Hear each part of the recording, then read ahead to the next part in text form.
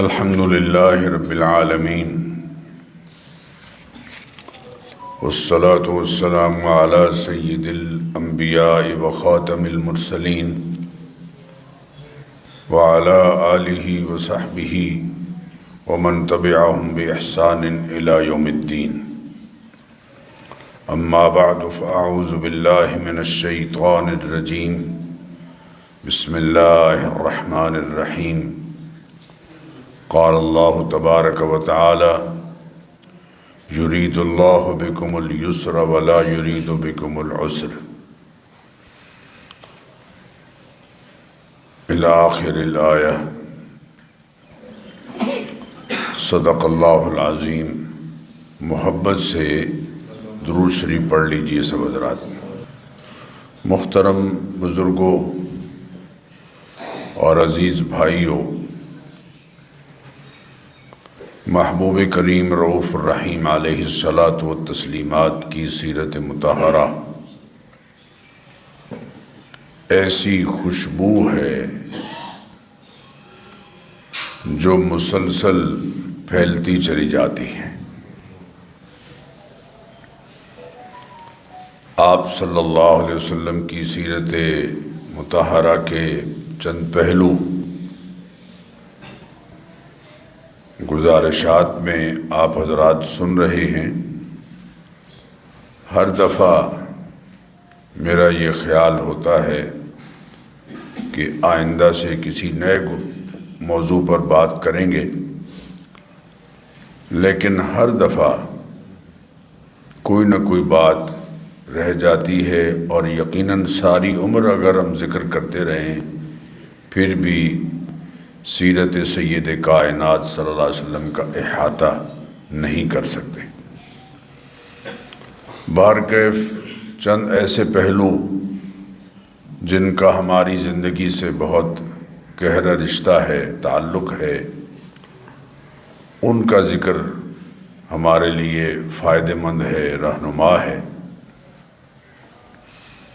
آپ صلی اللہ تعالی علیہ وسلم کا معمول یہ تھا کہ دو کاموں میں سے اگر آپ کو اختیار دیا جاتا کہ آپ کوئی ایک کام پسند فرمائیں تو آپ صلی اللہ علیہ وسلم آسان کام کو پسند فرماتے۔ ام المؤمنین سیدہ عائشہ رضی اللہ تعالی عنہا فرماتی ہیں، ما خیر رسول اللہ صلی اللہ علیہ وسلم فی امرین الا اختار ایسرہما ما لم یکن اسما۔ جب نبی اکرم صلی اللہ علیہ وسلم کو دو کاموں میں سے کسی ایک کے اختیار کرنے کا کہا جاتا، اختیار دیا جاتا، آپ ان میں سے جو آسان ہوتا اسے اختیار فرماتے، ما لم یکن اسمن، بشرطے کہ وہ گناہ کا کام نہ ہو۔ فَإِنْ كَانَ اسمن كَانَ أَبْعَدَ النَّاسِ مِنْهُ، اگر گناہ کا کام بالفرض ہوتا تو آپ صلی اللہ علیہ وسلم سب سے زیادہ اس سے دور رہنے والے تھے۔ گویا یہ جو مشکل پسندی ہے اور چیلنجز کا سامنا کرنا ہے، یہ چوٹیاں سر کرنا،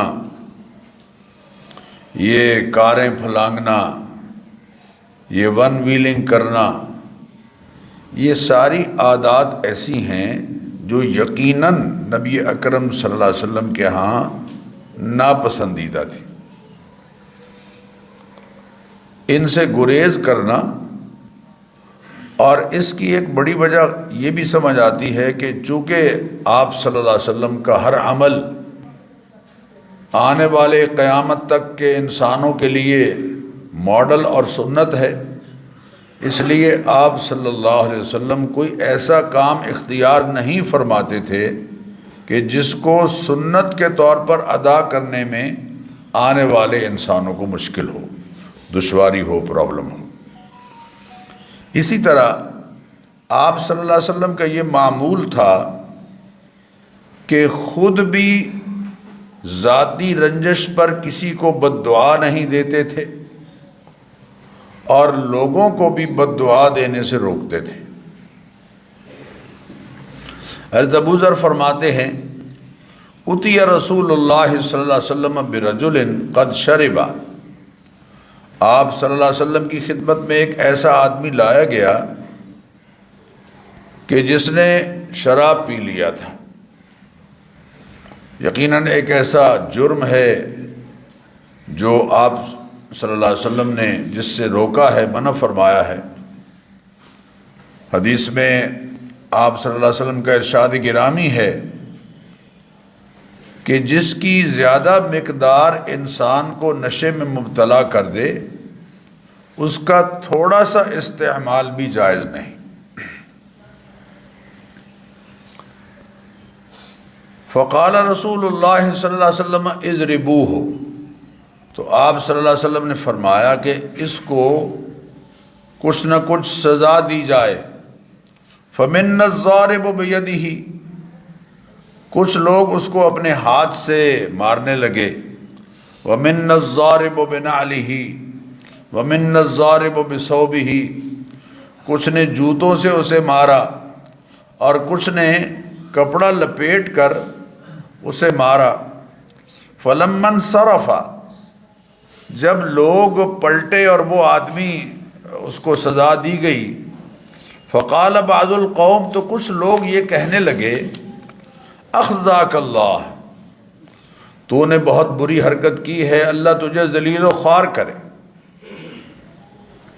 فقال رسول اللہ صلی اللہ علیہ وسلم لا تقولوا هكذا، تو آپ صلی اللہ علیہ وسلم نے فرمایا ایسا مت کہو، ایسا مت کہو۔ ولا تعینوا الشیطان علیہ، اور اس کے خلاف شیطان کی مدد نہ کرو، چونکہ اس جملے کو سن کر شیطان بڑا خوش ہوگا اس کے حق میں۔ ولیکن قولوا رحمک اللہ، بلکہ یہ کہو اللہ تعالیٰ تجھ پر رحم فرمائے۔ عربوں میں آج بھی اس سنت کو انہوں نے پیش نظر رکھا ہوا ہے کہ اگر آپس میں کہیں لڑائی بھی ہو جائے تو وہ ایک دوسرے کو کہتے ہیں یرحمک اللہ، اللہ تجھ پر رحم فرمائے۔ ایک دوسرے کو دعا دینا یہ آپ صلی اللہ علیہ وسلم کی ادا ہے، اور ایک دوسرے کو بد دعا دینے سے نبی اکرم صلی اللہ علیہ وسلم نے روکا ہے۔ نبی اکرم صلی اللہ علیہ وسلم کی سخاوت بے مثال تھی۔ حضرت انس بن مالک فرماتے ہیں ان النبی صلی اللہ علیہ وسلم کان لا یسأل شیئا الا اعطاہ، جب بھی نبی اکرم صلی اللہ علیہ وسلم سے کوئی چیز مانگی جاتی اگر وہ آپ کے پاس موجود ہوتی تو آپ یقیناً وہ عطا فرماتے۔ حضرت جابر بن عبداللہ فرماتے ہیں ما سئل رسول اللہ صلی اللہ علیہ وسلم شیئا قط قال لا، آپ صلی اللہ علیہ وسلم سے کبھی بھی کوئی چیز مانگی گئی اور وہ آپ کے پاس موجود ہوئی تو لا کا لفظ آپ کی زبان پر نہیں آیا۔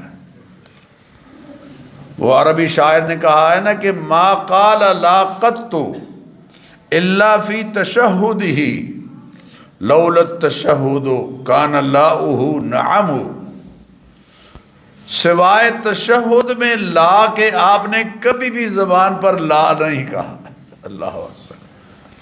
فارسی کے کسی شاعر نے اسی بات کو ان الفاظ میں کہا ہے کہ نرفت لا بزبان مبارکش ہرگز مگر باشہد ان لا الہ الا اللہ، سوائے اشہد ان لا الہ الا اللہ کے آپ کی زبان مبارک پر کبھی لا نہیں آیا۔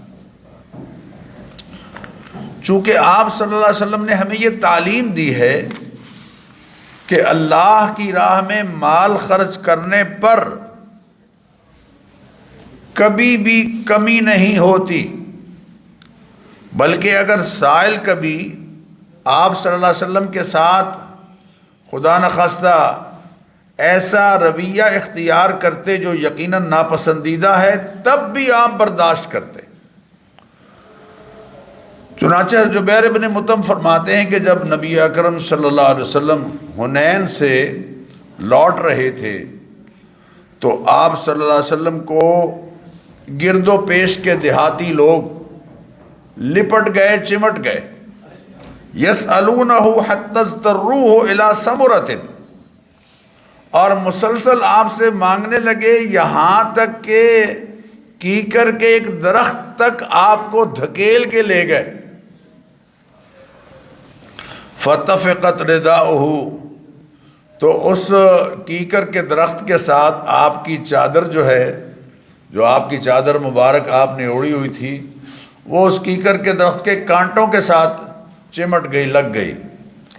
فوقف رسول اللہ صلی اللہ علیہ وسلم، اللہ کے حبیب صلی اللہ علیہ وسلم کھڑے ہو گئے.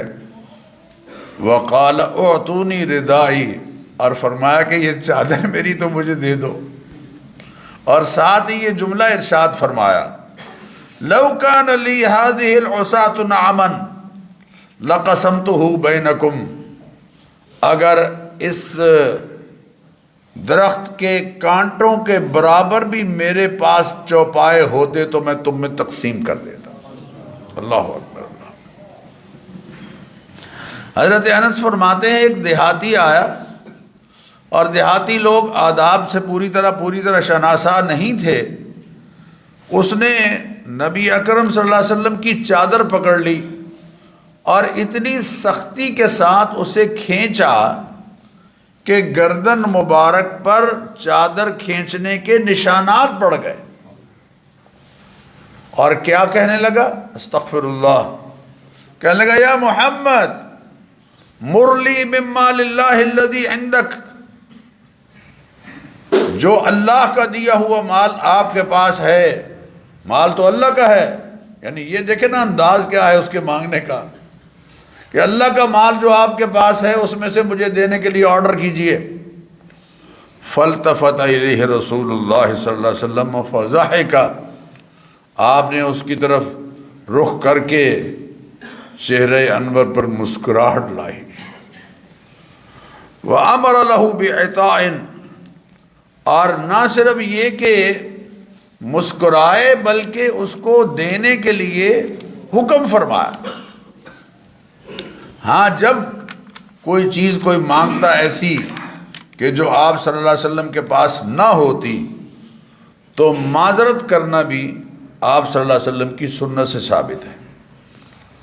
ایک خاتون ہیں نبی اکرم صلی اللہ علیہ وسلم کی خدمت میں حاضر ہوئیں، کوئی چیز انہوں نے مانگی، فاعتذر، آپ صلی اللہ علیہ وسلم نے معذرت کی کہ یہ چیز میرے پاس نہیں ہے، تو معذرت کر لینے میں بھی کوئی حرج نہیں. قرآن کریم میں سورہ بنی اسرائیل میں اللہ تعالیٰ نے یہ سلیقہ بھی سکھایا ہے. بحیثیت حکمران رعایا سے الگ مخلوق کا تصور آپ صلی اللہ علیہ وسلم نے ختم کیا ہے، مٹایا ہے. کوئی پروٹوکول نہیں. حضرت قدامہ ابن عامر عبداللہ ابن عامر حضرت قدامہ ابن عبداللہ ابن عامر فرماتے ہیں رأیت رسول اللہ صلی اللہ علیہ وسلم، میں نے نبی اکرم صلی اللہ علیہ وسلم کو دیکھا، یرمی الجمرۃ علی ناقۃ شہبا، آپ صلی اللہ علیہ وسلم بھورے رنگ کی اونٹنی پر سوار ہو کر رمی کر رہے تھے. رمی جس کو ہم کہتے ہیں عام طور پر شیطان کو کنکریاں مارنا، دراصل رمی ایک مستقل عبادت ہے. رمی ایک مستقل عبادت ہے نبی اکرم صلی اللہ علیہ وسلم کی سنت کے طور پر.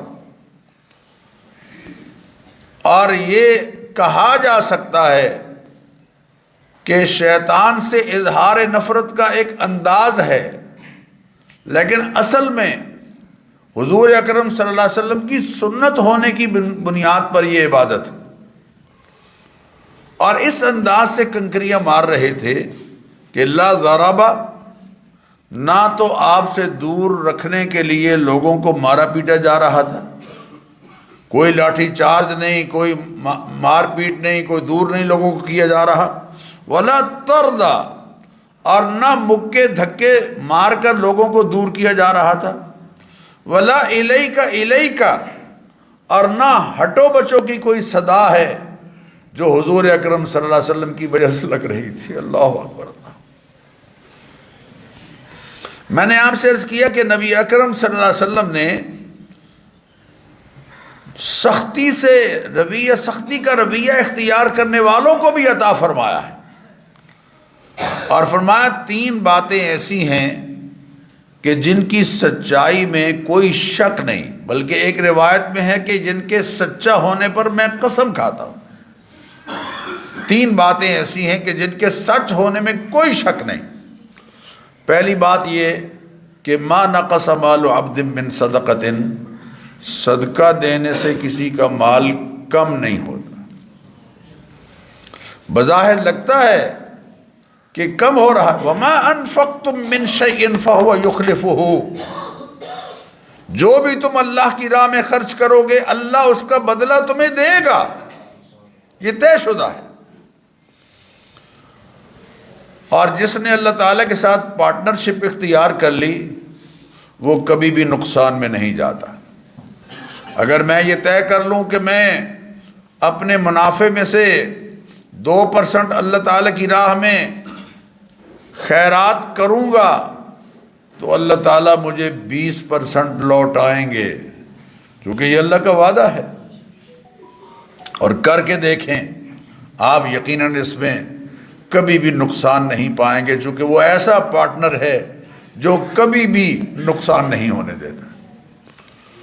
دوسرے فرمایا کہ جو شخص اپنے اوپر مانگنے کا دروازہ کھول لیتا ہے، جان بوجھ کر لوگوں سے مانگتا ہے، مال بڑھانے کی نیت سے مانگتا ہے، لوگوں کے سامنے دستے سوال دراز کرتا پھرتا ہے، فتح اللہ علیہ باب الذل، تو اللہ تعالیٰ اس پر ذلت کا دروازہ کھول دیتے ہیں۔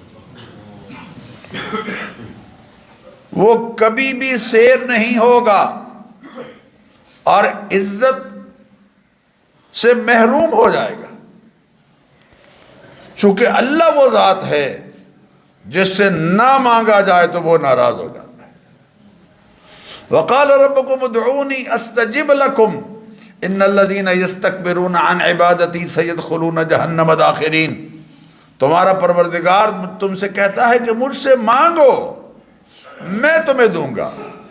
اور وہ حدیث کے الفاظ کیا خوبصورت ہیں، فرمایا اگر ساری دنیا کی تمام مخلوقات، ساری دنیا کی تمام مخلوقات اپنی چاہت کی ہر چیز اللہ تعالیٰ سے مانگیں تو اللہ فرماتے ہیں سب کو میں دے دوں تو میرے خزانے میں تن کے برابر بھی فرق نہیں آئے، کیونکہ اصل عطا اسی کی ہے۔ اللہ اکبر اللہ اکبر۔ اور تیسرے فرمایا من تواضع للہ رفعہ اللہ، جو اللہ تعالیٰ کے لیے عاجزی اختیار کرتا ہے اللہ تعالیٰ اس کے رتبے بلند فرما دیتا ہے۔ اللہ کے لیے انکساری، اللہ کے لیے عاجزی، ایک عاجزی وہ ہوتی ہے جو مصنوعی ہوتی ہے، جو لوگوں پر تقوی کا اور طہارت کا رعب بڑھانے کے لیے ہوتی ہے، ایسی عاجزی ریاکاری میں آ جاتی ہے، اور یہ عاجزی بھی خود پسندی میں آ جاتی ہے۔ اور میں نے کئی دفعہ آپ سے کہا ہے کہ خود پسندی اور خود پرستی بت پرستی سے بھی زیادہ خطرناک ہے، اور ہمارے ہاں خود پرستی اتنی رواج پا رہی ہے کہ میں نے کپڑے پہنے ہیں فٹ میں سیلفی لے رہا ہوں، میں کسی خوبصورت جگہ کے پاس کھڑا ہو گیا فٹ میں سیلفی لے رہا ہوں، دن میں پتہ نہیں 20 مرتبہ سیلفی لے رہا ہوں۔ یہ اپنی پوجا ہے جو ہر بندہ کر رہا ہے، سوائے اس کے کہ جسے اللہ تعالیٰ اس سے محفوظ فرمائے۔ خود پرستی سے اپنے آپ کو بچائیے میرے بزرگوں اور دوستو، اس لیے کہ خود پرستی بت پرستی سے بھی زیادہ خطرناک ہے۔ آپ صلی اللہ علیہ وسلم اس بات کو بہت ناپسند، دیکھیے ذرا غور کیجئے اس بات پر بھی، اگر آج ہمارا ملازم ہمارے لیے کھڑا نہ ہو تو ہمارے چہرے پر ناگواری آ جاتی ہے، لیکن نبی اکرم صلی اللہ علیہ وسلم اپنے لیے صحابہ کو کھڑا ہونے سے منع فرماتے تھے۔ اللہ اکبر اللہ۔ حضرت انس فرماتے ہیں لم یکن شخص احب الیہم من رسول اللہ صلی اللہ علیہ وسلم، صحابہ میں سے صحابہ جیسا کوئی حضور سے محبت کرنے والا دنیا میں نہیں۔ یہ حضرت انس فرماتے ہیں لم یکن شخص احب الیہم من رسول اللہ صلی اللہ علیہ وسلم، صحابہ کو اللہ کے رسول صلی اللہ علیہ وسلم سے زیادہ کوئی محبوب نہیں تھا۔ سب سے زیادہ محبت جنہوں نے اپنی جانیں قربان کی، اپنے ماں باپ کو قربان کیا، اپنی ہر شے قربان کرنے کے لیے ہر لمحے تیار رہتے تھے، اللہ اکبر، صحابہ۔ فَكَانُوا إِذَا رَأَوْهُ لَمْ يَقُومُوا إِلَيْهِ، جب آپ صلی اللہ علیہ وسلم کو دیکھتے تو کھڑے نہیں ہوتے تھے۔ لِمَا يَعْرِفُونَ مِنْ كَرَاهِيَتِهِ لَهُ، اس لیے کھڑے نہیں ہوتے تھے کہ ان کو یہ معلوم تھا کہ ان کے احترام میں کھڑا ہونا حضور اکرم صلی اللہ علیہ وسلم کو پسند نہیں ہے، پسند نہیں ہے۔ حضرت ابو امامہ فرماتے ہیں کہ نبی اکرم صلی اللہ علیہ وسلم ایک لکڑی پر ٹیک لگاتے ہوئے تشریف لائے، اور تشریف لا رہے تھے تو ہم سب احتراماً کھڑے ہو گئے۔ اب ذرا الفاظ پر غور کیجئے، آپ صلی اللہ علیہ وسلم نے فرمایا لا تقوموا لی کما تقوم الاعاجم، جیسے اجمی لوگ اپنے سرداروں کے لیے کھڑے ہوتے ہیں، میں تو یقینی بات ہے آپ تو سرداروں کے سردار ہیں، سردار تو آپ کے پاؤں کی خاک بھی نہیں، لیکن اللہ کے حبیب فرما رہے ہیں لا تقوموا لی کما تقوم الاعاجم، جیسے اجمی لوگ اپنے سرداروں کے لیے کھڑے ہو جاتے ہیں، میرے لیے تم مت کھڑے ہوا کرو۔ انکساری کے باعث یہ حکم اللہ کے حبیب فرما رہے ہیں۔ اگرچہ علماء نے گنجائش دی ہے کہ کسی عالم یا کسی بزرگ یا کسی عادل حکمران کے احترام میں کھڑا ہونے میں کوئی مضائقہ نہیں، لیکن اگر کوئی خود چاہ رہا ہے، غرور اور تکبر کی بنا پر حکم دے رہا ہے یا پسند کرتا ہے کہ میرے لیے کھڑا ہوا جائے، یہ یقیناً جائز نہیں ہے۔ حضرت معاویہ رضی اللہ تعالیٰ عنہ حضرت عبداللہ ابن زبیر اور حضرت ابن عامر کے پاس آئے، باہر سے تشریف لائے، آگے موجود ہے حضرت عبداللہ ابن عمر، حضرت عبداللہ ابن زبیر اور حضرت ابن عامر۔ تو ابن عامر کھڑے ہو گئے اور ابن زبیر بیٹھے رہے، ایک صاحب کھڑے ہو گئے اور دوسرے بیٹھے رہے۔ تو نبی اکرم صلی اللہ تو حضرت معاویہ رضی اللہ تعالیٰ نے فرمایا ابن عامر تم بھی بیٹھ جاؤ، بیٹھ جاؤ، اس لیے کہ میں نے نبی اکرم صلی اللہ علیہ وسلم سے سنا ہے کہ جو شخص یہ پسند کرتا ہے کہ لوگ اس کے لیے کھڑے ہوں، وہ اپنا ٹھکانہ جہنم میں سمجھ لے۔ استغفر اللہ، استغفر اللہ۔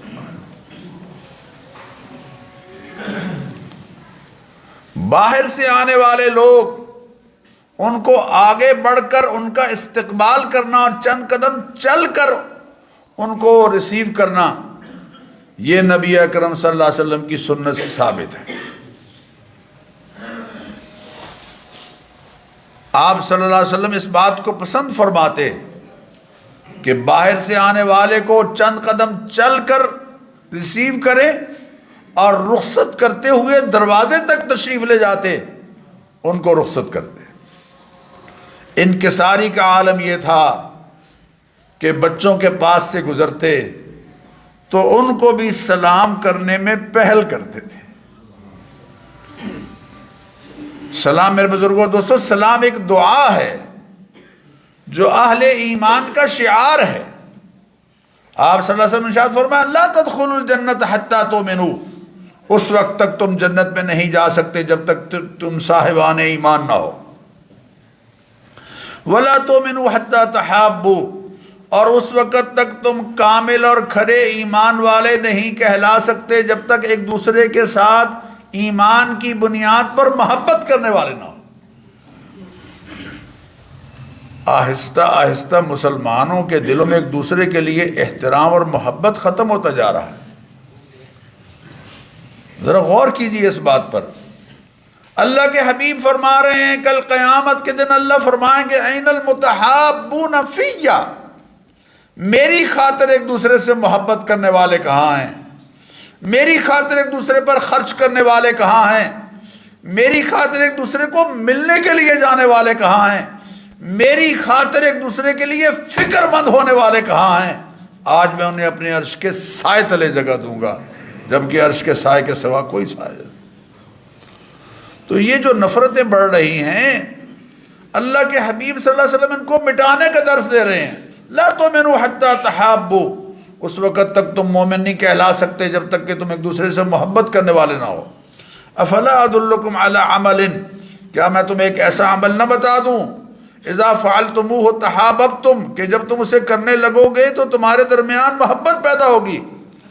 افشوا السلام بینکم، سلام آپس میں پھیلاؤ۔ السلام علیکم ورحمۃ اللہ، وعلیکم السلام ورحمۃ اللہ وبرکاتہ۔ حضرت ابو ہریرہ فرمایا کرتے تھے سب سے ناکارہ وہ ہے جو اللہ سے دعا مانگنے سے بھی قاصر ہے، اور سب سے بڑا بخیل وہ ہے جو سلام کرنے میں بھی بخل کرتا ہے، سلام کرنے میں بخل کرتا ہے۔ آپ صلی اللہ علیہ وسلم نے فرمایا تقرئ السلام علی من عرفت ومن لم تعرف، جس کو تو پہچانتا ہے اس کو بھی سلام کر، اور جس کو نہیں پہچانتا اس کو بھی سلام کر، کیونکہ میجارٹی مسلمانوں کی ہے ایک دوسرے کو سلام کرنا۔ پہچان یعنی المیہ یہ ہے کہ آہستہ آہستہ وہ وقت آیا کہ لوگ صرف اس کو سلام کرتے تھے جس کو پہچانتے ہیں، بلکہ اس کے بعد بدترین وقت یہ آیا ہے کہ اس کو سلام کرتے ہیں جس سے کوئی غرض ہوتی۔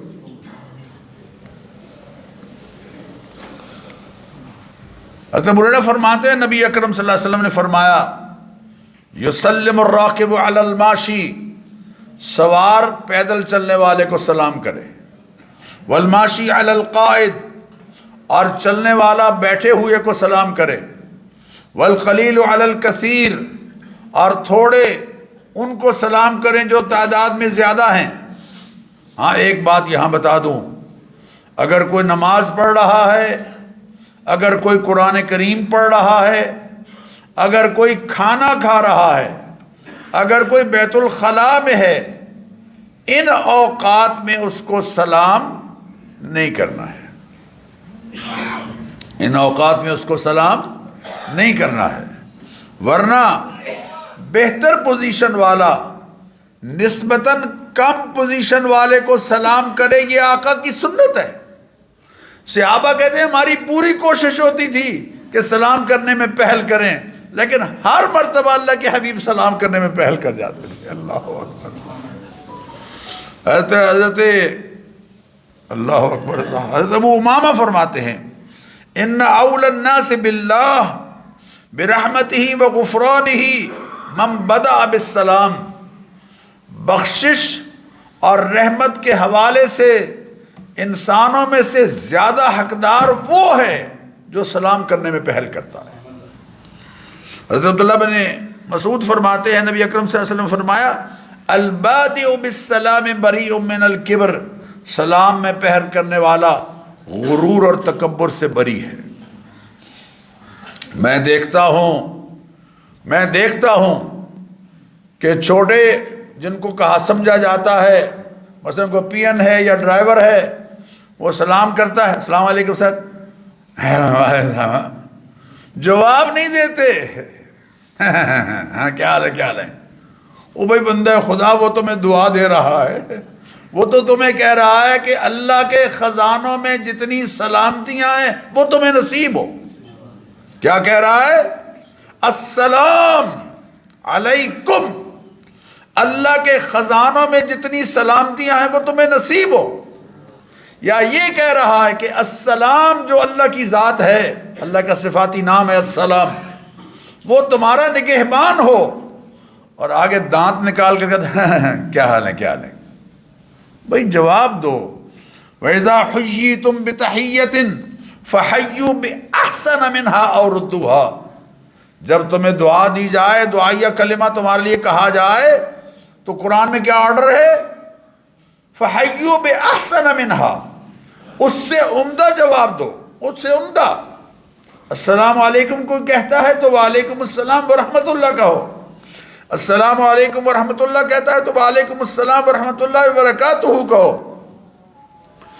وبرکاتہ تک کہنا سنت ہے، آگے جو ہم جوڑ لیتے ہیں وہ مغفرت ہو، وہ جنت مقام ہو، وہ اعلیٰ درجات ہو وغیرہ وغیرہ، یہ سنت سے ثابت نہیں ہے۔ جس نے السلام علیکم کہا حضور نے فرمایا 10 نیکیاں، جس نے وعلیکم السلام ورحمۃ اللہ کہا حضور نے فرمایا 20 نیکیاں، اور جس نے ورحمۃ اللہ وبرکاتہ کہا حضور نے فرمایا اس کو 30 نیکیاں اللہ عطا فرماتے ہیں۔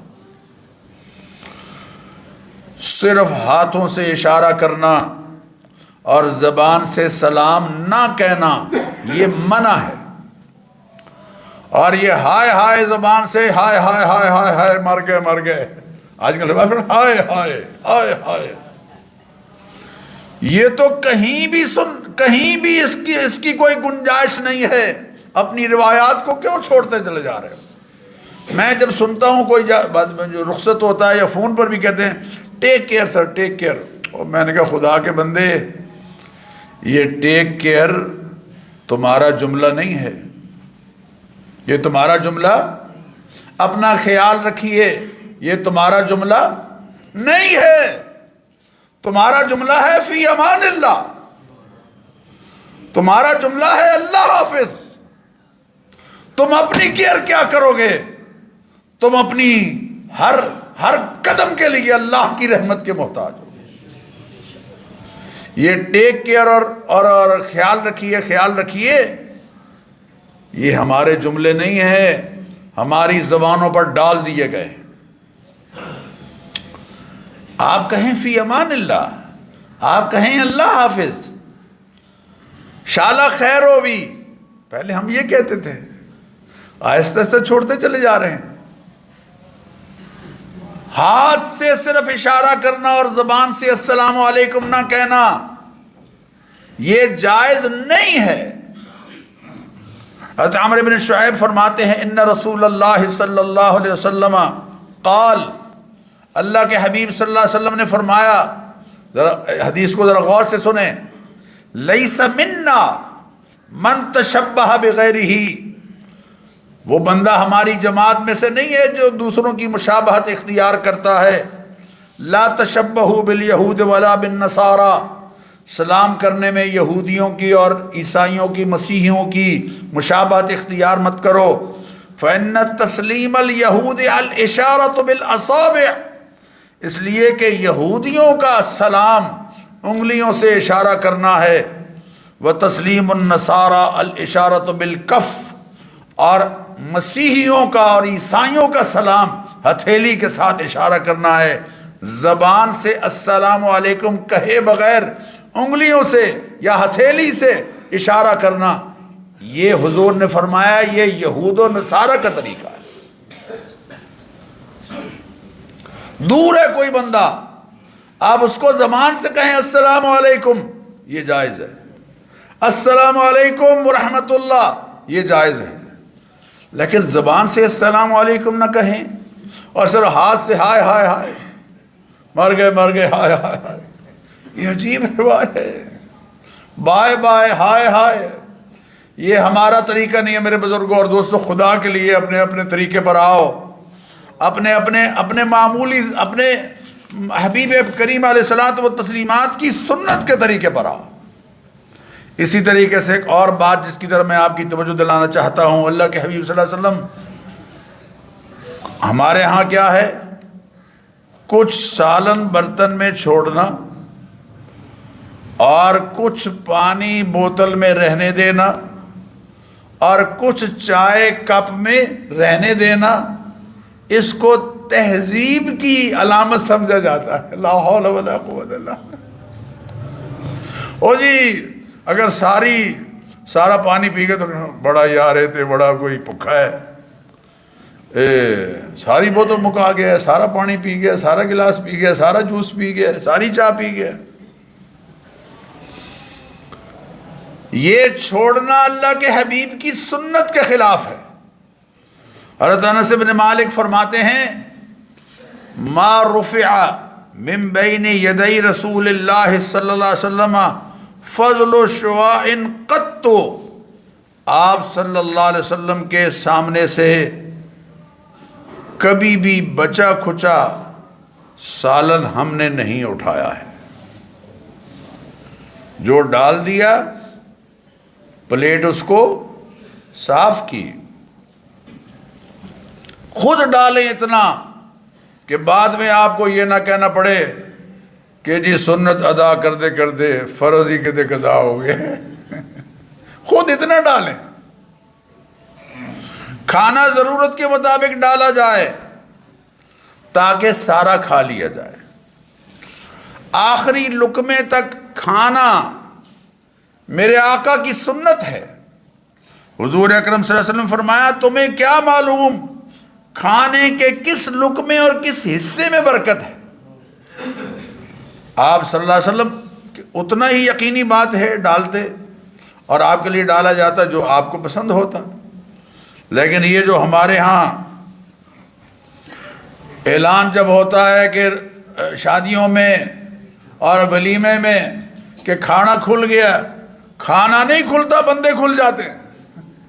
اپنے ایمان سے بتاؤ ایسا نہیں ہوتا؟ ہر مرتبہ کپڑے خراب ہو جاتے ہیں لوگوں کے۔ لا حول ولا قوت الا باللہ۔